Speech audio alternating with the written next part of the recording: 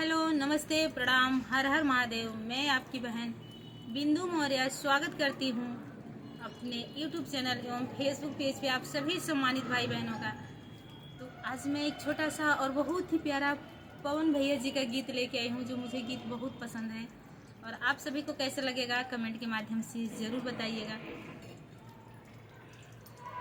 राती बलमुआ दिहले गारी हो तरकारी के बिना ना हो। राती बलमुआ दिहले गारी हो तरकारी के बिना ना। एक त मैं गारी दिहले दूसरे में मारी दिहले। एक त मैं गारी दिहले दूसरे में मारी दिहले।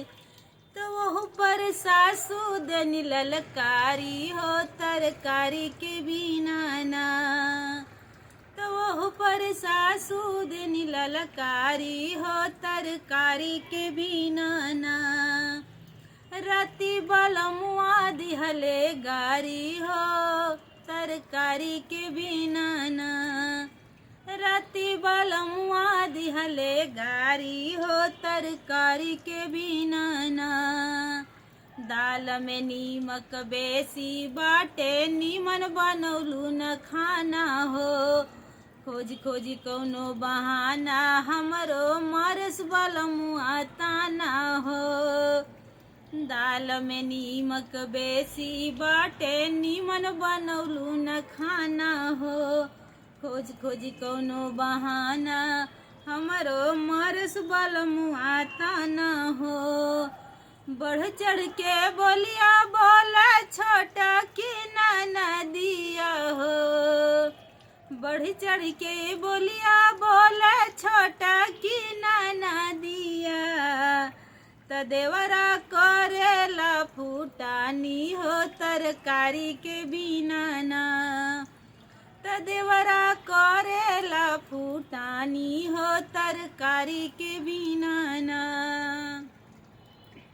राज चलावे घर में गोतनिया जुआ गइल बियाइल हो। 2-4 दिन में नैहर जाइब भाई के बोलवाई हो। राज चलावे घर में गोतनिया जुआ गइल बियाइल हो। 2-4 दिन में नैहर जाइब भाई के बोलवाई हो।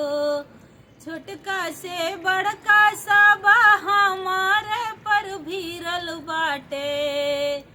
छोटका से बड़का सब हमारे पर भीरल बाटे।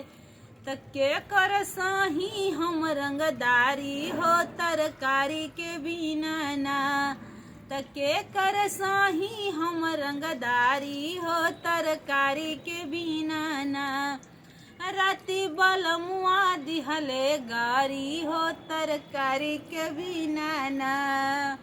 राती बलमुआ दिहले गारी हो तरकारी के बिना ना। तो गीत कैसा लगा आप लोग बताइएगा ज़रूर कमेंट के माध्यम से।